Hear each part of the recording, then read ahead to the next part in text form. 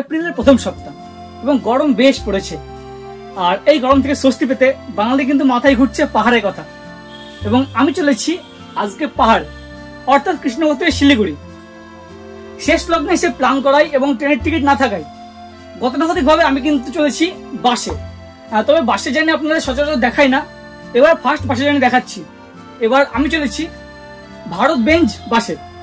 এটি কৃষ্ণনগর থেকে আরাধনা ট্রাভেলসের বাস।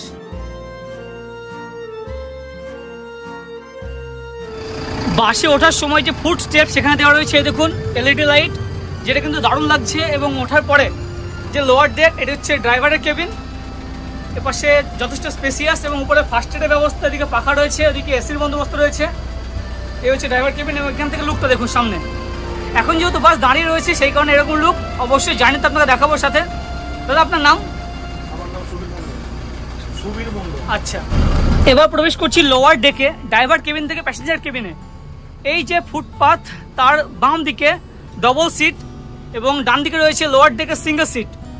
এবং সিঙ্গেল সিটের উপরে ঠিক রয়েছে সিঙ্গেল স্লিপার এবং বাম দিকে রয়েছে ডবল স্লিপার। লোয়ার ডেকের এই পুশব্যাক সিটগুলিতে কেমন কি ফিচার্স রয়েছে সেটা একটু দেখাই।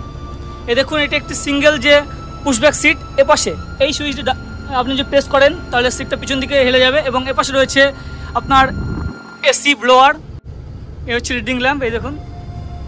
এবং এ হচ্ছে এসি ব্লোয়ার, যেখানে আপনি কন্ট্রোল করতে পারবেন ফ্লোটা কোন দিকে রয়েছে না রয়েছে। আপার ডেকে স্লিপারে ওঠার জন্য রয়েছে এরকম সিঁড়ি, পিছন দিকে আপনার হেলান দেওয়ার জন্য যথেষ্ট গদি রয়েছে।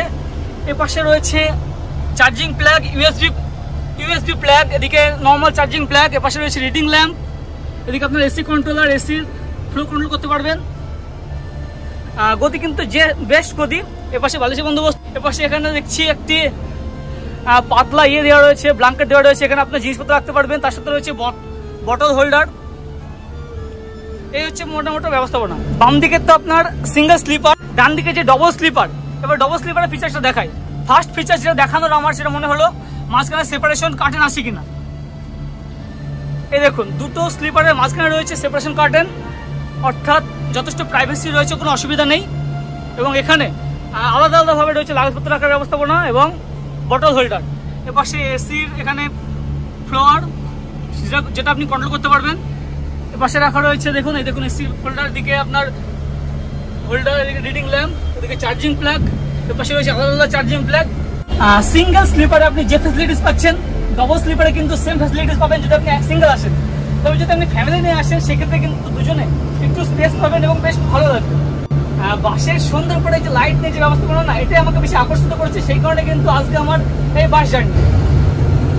আচ্ছা, আর লোয়ার যে পুশব্যাক সিট, সেখানে সামনে কি রয়েছে সেটা একটু দেখানো হলো না।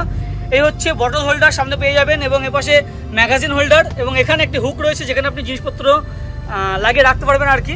এবং এপাশ দিয়ে এরকম একটি ভিউ, বাস রীতিমতো চলতে শুরু করেছে। ইচ্ছা চাইলে পর্দা দিয়ে দেবেন। এবং আমি কিন্তু এখন রিডিং ল্যাম্পটা জ্বালিয়ে রেখেছি। চলুন এবার দেখাই যে বাসের এই যে পুশব্যাক সিট কতটা পিছন দিকে যায়। প্রেস করছি পাশেরটা, এই দেখুন প্রায় শুয়ে পড়লাম। বেশ আরাম করলো এবং মাথায় যে গানটা রেখেছি না, যথেষ্ট আরামে রয়েছে। এবং এপাশে যে পা রাখার যে জায়গা, যথেষ্ট ফুট স্পেস রয়েছে, কোনো অসুবিধা হবে না। এই আরাধনা ট্রাভেলসের ভারত বেঞ্জের টাইমিং কিন্তু কৃষ্ণনগর থেকে সন্ধ্যা 6টা 20 মিনিট। তবে আমি চলে গেছিলাম, বাস যেখানে রাখা ছিল, অ্যাকচুয়ালি বাসটি রাখা ছিল কৃষ্ণনগরের যে রাধানগর পেট্রোল পাম্প, তার অপোজিটে যে পার্কিং এরিয়া, সেখানে অ্যাকচুয়ালি ভিতরে যে ইন্টেরিয়র সেটা ফাঁকা নিরিবিলিতে দেখানোর জন্য আপনাকে আমি চলে গেছিলাম। এবং এখন বাস এসে পৌঁছালো কৃষ্ণনগর বাস স্ট্যান্ডের কাছে, কৃষ্ণনগর পুরনো বাস স্ট্যান্ডের কাছে যে আরাধনা ট্রাভেলসের যে কাউন্টার তার পাশে। এবং এখান থেকে কিন্তু প্যাসেঞ্জারদের তোলা হবে। এই হচ্ছে কৃষ্ণনগর ওল্ড বাস স্ট্যান্ড চত্বর এবং তার পাশে রয়েছে আরাধনা ট্রাভেলসের কাউন্টার। ঘড়িতে এখন 6টা 20 এবং আমাদের বাস ছেড়ে চললো কৃষ্ণনগর বাস স্ট্যান্ড।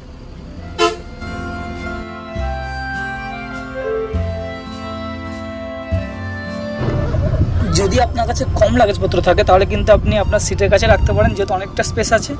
এবং যদি আপনার কাছে বড় লাগেজপত্র থাকে বা বড় ব্যাগ থাকে, সেক্ষেত্রে কিন্তু আপনার লাগেজ বাসের নিচের ডিকিতে ভরে দেওয়া হয়। সময় সন্ধ্যা 7টা 10 এবং আমরা এসে পৌঁছে গেলাম বেথুয়াডাওয়ারি টোল প্লাজাতে। শিলিগুড়ি পর্যন্ত কিন্তু এরকম আমাদের টোটাল 7টা টোল প্লাজা অতিক্রম করতে হবে। আর একবার টোলে যেতে গেলে কত লাগে মাসে? কত লাগে? আমাদের আপডাউন হচ্ছে 3400 টাকা। 3400। আচ্ছা, ওই 14টা টোল বলছে। 3600 টাকা।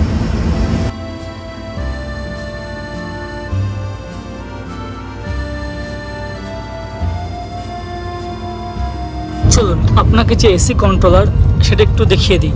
এটা যদি আপনি ডান দিকে ঘোরান এরকমভাবে এখন খুলে গেল, এখন কিন্তু হাওয়া দিচ্ছে, এবং যদি বাম দিকে ভাবে ঘোরান তাহলে কিন্তু বন্ধ হয়ে যাবে, অর্থাৎ এখন বন্ধ। এছাড়া আপনি কিন্তু এটা এভাবে অ্যাডজাস্ট করতে পারেন আপনার দিকে বা সোজা বা এভাবে আশেপাশে যেদিকে ইচ্ছা 360তে কিন্তু আপনি অ্যাডজাস্ট করতেই পারেন।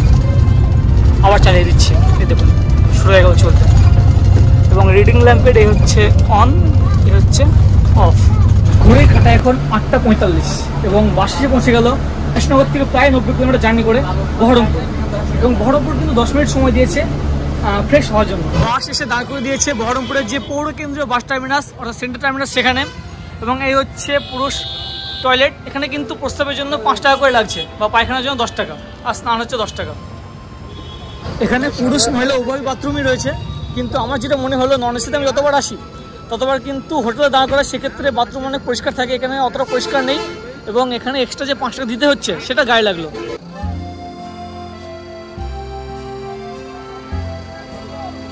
বহরমপুর পেরোবার পর কিন্তু দিয়ে দিল জল। এটাই কিন্তু এই টিকিট প্রাইসের মধ্যে একমাত্র ফ্রি। এ হচ্ছে 500 ml জল।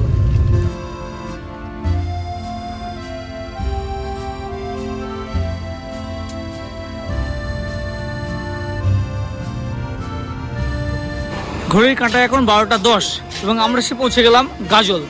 গাজল কিন্তু অনেকক্ষণ দাঁড়াবে, এখানে কিন্তু খাওয়া দাওয়া বা বাথরুমের জন্য অনেকক্ষণ দাঁড়াবে, প্রায় আধা ঘন্টা বেশি দাঁড়াবে।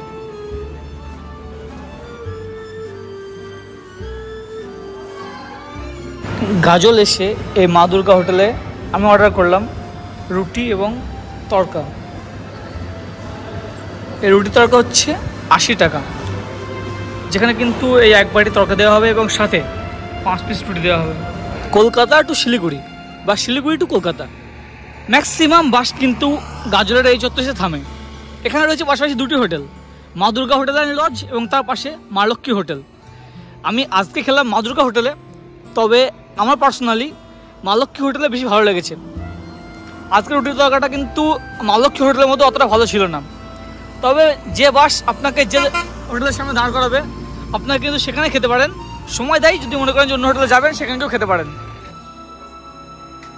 ঘড়িতে এখন প্রায় 1টা, বাস খুব দ্রুত আগিয়ে চলেছে শিলিগুড়ির পথে, কিন্তু মনে হচ্ছে যেন আমি ব্যাগের পাহাড়ের মধ্যে বসে আছি।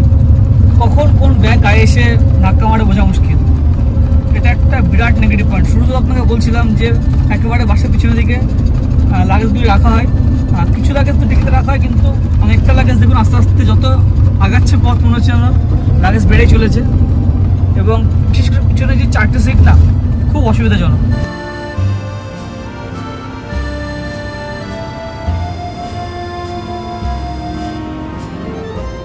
Good morning from Siliguri. Actually 4:30টার মধ্যে কিন্তু আমরা শিলিগুড়ি পৌঁছে গেছি। দাদা এত জোরে নিয়ে এসছেন আর কি, এবং সেফটির সাথে নিয়ে এসছেন, থ্যাংক ইউ দাদা। বলছি আপনি কতদিন থেকে গাড়ি চালাচ্ছেন? হ্যাঁ 20 বছর। আর আপনি এই যে ভারত বেঞ্জ এটা কতদিন চালাচ্ছেন? 1 বছর এসছে না? না, এটা তো মার্সিডিজ বেঞ্জের যে ভারতবর্ষে ভার্সন। আচ্ছা আচ্ছা। আর আমাদের যে নর্মাল স্টপেজ দুটো ছিল আর কি, বহরমপুর এবং গাজল, এটা কি নর্মাল থাকে নাকি অন্য কোথাও দাঁড়ায়? নরমালি যদি অনলাইন যদি বুক থাকে সেখানে দাঁড়ায়। আচ্ছা, অনলাইনে টাইম টোটালটা মেনটেন করা হয়? টোটালটা মালদা টোটালটা মেনটেন করা। বাস যেহেতু এসে তেঞ্জিনগর বাস স্টপের ভিতরে দাঁড় করিয়ে দেয়, সে কারণে কিন্তু আপনার দুটো সুবিধা রয়েছে। এক হচ্ছে পাশে রয়েছে শিলিগুড়ি যে জাংশন সেটি, এবং আপনার জন্য কালিম্পং যেতে চান বা ডুয়ার্স বিভিন্ন চত্বর যেতে চান, যাওয়ার জন্য বাস কিন্তু আপনি এই তেঞ্জিনগর বাস স্টপ থেকে পেয়ে যাবেন। এই দেখুন এর পাশে ওই যে আপনাকে বারবার দেখাই hilly region mini bus owners association, অর্থাৎ কার্শিয়াং, লাভা, কালিম্পং, পেডং এই সমস্ত চত্বর যাওয়ার যে গাড়ি, তার কাউন্টার এদিকে একাধিক এরকম পরপর কাউন্টারগুলি আছে। এবং তার পাশে আরেকটা প্লাস পয়েন্ট এখানে রয়েছে টয়লেট, অর্থাৎ টয়লেটটা সেরে নিয়ে আপনারা কিন্তু তারপর টিকিটটা কাটতে পারেন বাসের উদ্দেশ্যে। আমরা যে স্লিপার বাসেই শিলিগুড়ি আসি না কেন, সে এসি হোক বা নন এসি, শিলিগুড়ি নামার পরে কিন্তু আমাদের মাথায় একটা চিন্তা আসে যে এবার ফ্রেশ হবো, টয়লেটে যাবো। অ্যাকচুয়ালি আমি আপনাকে বলবো আপনি চলে আসবেন তেঞ্জিনগর বাস স্টপ এবং শিলিগুড়ি যে জাংশন চত্বর স্টেশন তার সাইডে, এবং এখানে কিন্তু রয়েছে তেঞ্জিনগর বাস স্টপের ভিতরেই টয়লেটটা বন্দোবস্ত। আচ্ছা চলুন এবার বলি যে এই বাসে টিকিটের প্রাইস কেমন? লোয়ার ডেকের যে পুশব্যাক সিটগুলি আছে এই সিটগুলি কিন্তু আপনি রেড বাসে বুক করতে পারেন, redbus.in-এ। সেক্ষেত্রে 750 মতো দেখাই, এবং আপার ডেকে যে স্লিপারগুলি আছে সেগুলি রেড বাসে 850 দেখাই।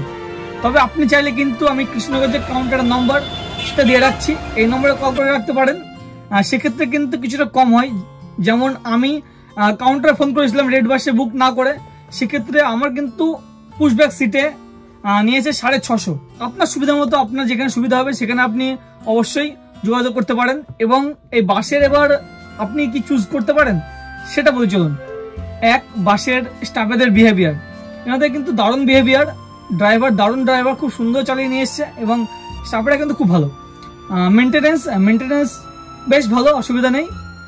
সিটগুলিও বেশ ভালো মেনটেনেন্স করে। কিন্তু আমার একটা নেগেটিভ পয়েন্ট মনে হচ্ছে, সেটা হচ্ছে যদি লাগেজ পত্র যদি বেশি হয় সেক্ষেত্রে লাগেজ যেমন নিচের ডিকিতে রাখা হয়, এছাড়া পিছন দিকে দেওয়া হয়, তখন পিছন দিকে 3-4টা সিটে কিন্তু খুব অসুবিধা হয়। এটা একটা নেগেটিভ পয়েন্ট।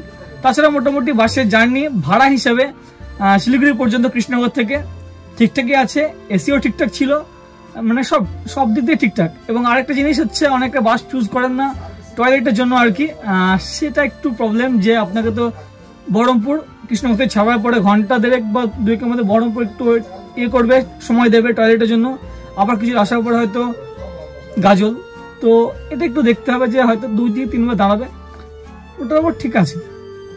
তো বন্ধুরা, আজকের ভিডিওটা আপনার কেমন লাগলো অবশ্যই কমেন্ট করে জানান, সাথে সাথে দেখতে থাকুন। আর হ্যাঁ, এখন যে চ্যানেলে সাবস্ক্রাইব না করে থাকেন আজই সাবস্ক্রাইব করুন, এবং নিজের আত্মীয় স্বজনের সঙ্গে শেয়ার করুন ভিডিওটি। অনেক অনেক ধন্যবাদ।